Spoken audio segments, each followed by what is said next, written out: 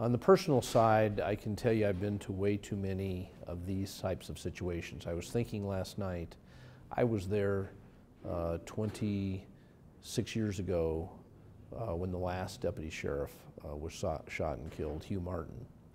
And you know, through the years, I've just been to an awful lot of these police shooting incidents, and I will tell you it has a profound effect on the department because people know this individual, they're close to this individual. Last night, you know, even some of the surviving officers who'd been shot, their greatest grief was upon learning that their colleague had died.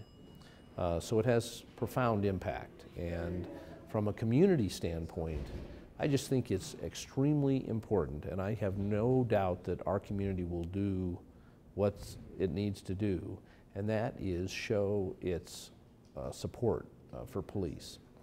In our country today, unfortunately, there are people who take a couple of incidences of police misconduct and generalize it in a sense to kind of portray a negative view of law enforcement, and it's inexcusable.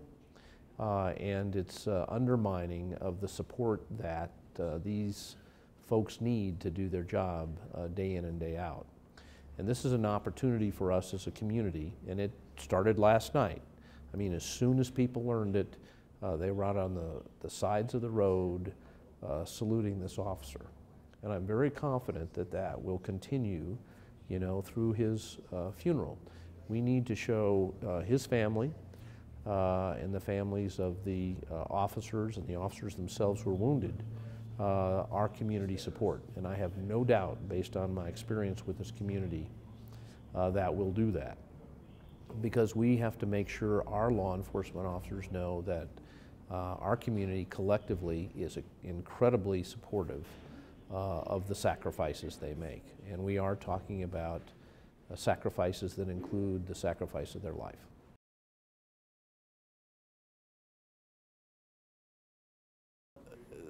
We have all kinds of issues in the country that we have a lot of mental health issues.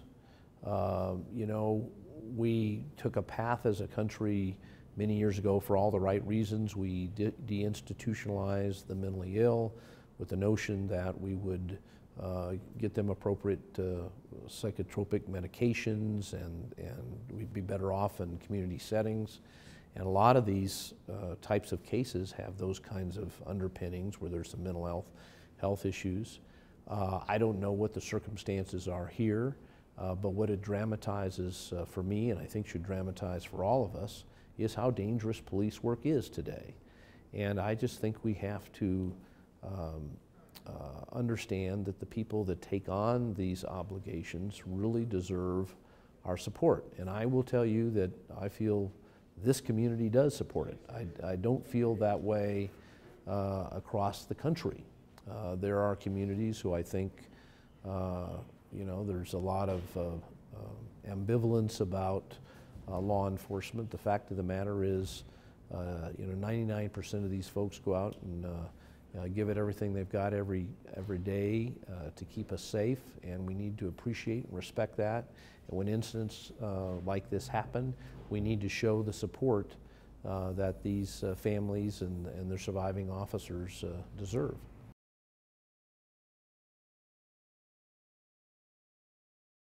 Well, even though a suspect is dead here, the only person involved, there's no other suspects, a very thorough investigation has to be done because a lot of shots were fired and there's a lot of ballistics to determine, you know, who shot, where did those shots go. There was a civilian that was injured. So we owe it to everybody involved and to the police departments involved to make sure we figure out exactly what happened. To the extent that there are lessons to be learned from that, that's all much better in terms of how to approach these situations. But we need to make sure that a very, very thorough investigation is done so we know exactly what happened.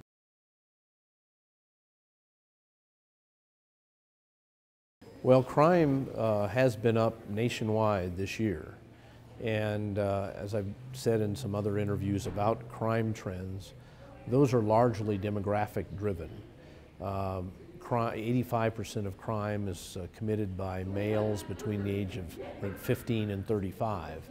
And it depends upon, when you have lots of people in that age group. There's also considerations of, we go through phases where we're incarcerating more people and others where we're incarcerating less people, and people are getting out of prison earlier and things like that. That contributes to the problem. And then, of course, in my opinion, our drug policies. And we're in very much a laissez-faire sort of state in our country right now about some of our drug policies. And a lot of our crimes are motivated by drugs and paying for drugs. Most of these people who rob places are trying to get money to pay for their drug habits. And people don't quite understand that there's a huge correlation between drug abuse in our country and our violent crime rate, because a lot of these people are, getting the money they need to support habits by crime. That's exactly right. Right now, my job is to, from my own standpoint, be supportive and ask the community to be supportive of the families of these law enforcement officers, particularly the family of the deputy sheriff that was killed, because they need it, and they need to know that the family appreciates the sacrifice that has been made here.